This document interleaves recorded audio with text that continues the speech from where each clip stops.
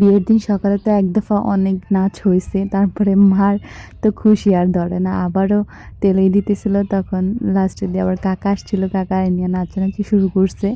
কাকা তো নাচবে না, শরম পায় অনেক, তবুও মা জোর করে একটু কোনো রকম নাচেছে।